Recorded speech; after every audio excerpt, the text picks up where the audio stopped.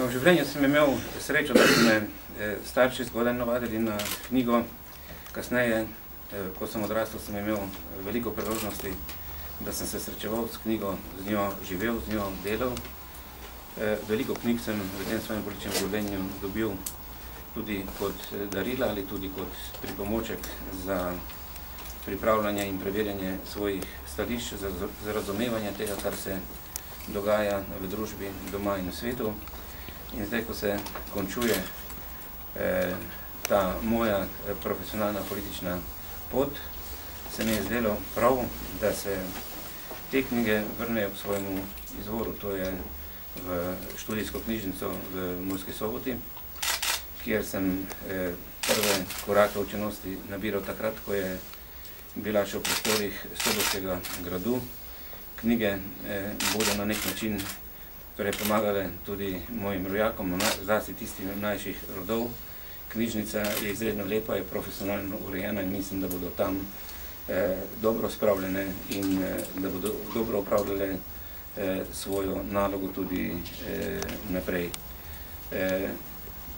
V Soboško knjižnico gredo tudi albumi, to je dokumentarno fotografsko gradivo, ki je deloma povezano s celotno mojo politično ali, če hočete, profesionalno kariero. Deloma pa je zlasti tam od leta 90 to dokumentacija, ki govori skozi fotografije, kako je nastajala slovenska država. In mislim, da je tako kot so arhivi tudi to zelo pomemben del slovenske zgodovine in tudi hranjenje tega gradiva bo v dobrih rokah. Ko sem končal mandat leta 2002, so bila strani mojega urada, takratnega darila, ki sem jih kot predsednik države oziroma še prej kot predsednik predsedstva v procesu nastajanja slovenske države dobival od tujih državnikov, tudi od domačih ljudi. Tudi to je del dokumentacije o nastajanju slovenske države v prvih letih njenega bivanja. In to gradivo oziroma vsa ta darila so spravljena v muzeju novejše zgodovine v Sloveniji. Tako da ti dve mesti, tisto, odkoder prihajam in to, kjer pravzaprav živim in sem živel večji del svojega življenja, imata nekaj iz časov tega mojega profesionalnega ukvarjanja z slovensko politiko in z slovensko državo. Ko nas je gospod predsednik vprašal, da če želimo prevzeti njegovo zbirko, se reka seveda. Zato, ker v Murski Soboti imamo čudovito knjižnico in zatem, ko bomo prevzeli njegovo zbirko, bomo dobili pridih državnosti, ki si ga želimo tudi, bom rekel, v tistem kraju. Odločili smo se, da bomo zbirko našo poimenovali Prve knjige prvega predsednika Slovenije. Razdeljena bo na 4 sklope. Slovesna otvoritev bo naslednji teden v petek in mislim, da bomo vsi ponosni. Sicer sem zapisala v vabilo, da za zbirko želimo spregovoriti o ponosu, o narodih, o knjigi, o knjižnici in o osebnem soustvarjanju. In neizmerno me veseli, da nas je gospod izbral, da lahko imamo, bomo rekli, njegove knjige. Vabim vas, da se naslednji teden vidimo tam, da kaj je tisto, da se predstavi, kar so si državniki med seboj podarjali. Hvala, izvolite. Lahko najprej na to temo, seveda.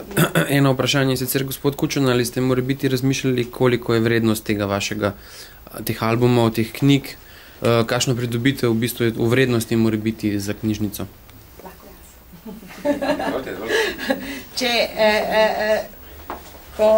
Tudi mi smo se pogovarjali o tem, kakšna je to vrednost.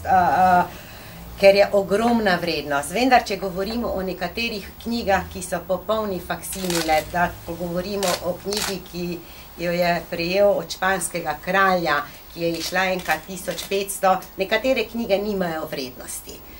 Če, bomo rekli, zadnje čase smo mahnjeni na statistiko, lahko pa govorimo o tem, da v vseh teh letih smo strani urada predsednika prejeli več kot 2300 knjig.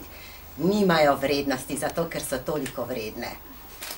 No, če mene vprašate, seveda, jaz sem navezan na te knjige in za mene je pravzaprav to neprecenljiva vrednost. Najbrž boste razumeli, da jaz tega ne morem oceniti v denarju.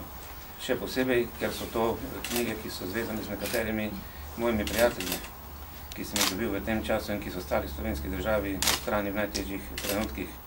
Ampak se mi ni zdelo prav, da bi to ostalo v krogu moje družine.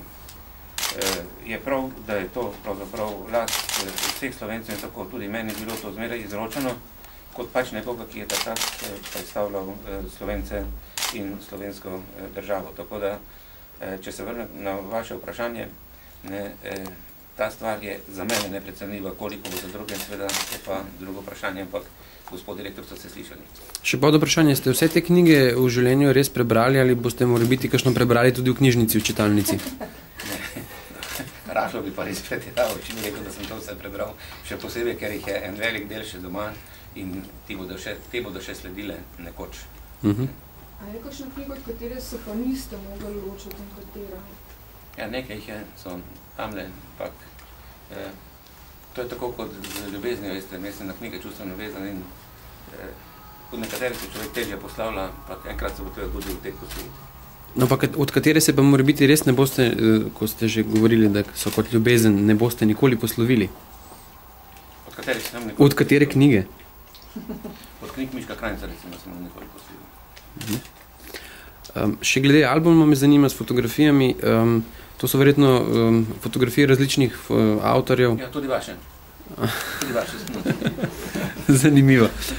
Zanima me, ali bodo te knjige, to mislim, da je bolj vprašanje za direktor, se bodo te albumi javno v bistvu dostopni vedno, v vsakem trenutku, ali bodo imeli kakšen ključ oziroma bodo pod ključem? No, najprej to sem hotela povedati na slovesnosti naslednji teden, da dajemo javno zavezo, da poleg tega, da dobivamo albume, ko bom neka v papirnati obliki, jih bomo spravili v digitalno obliko, tako da bodo na spletu vedno javni, dostopni povsod.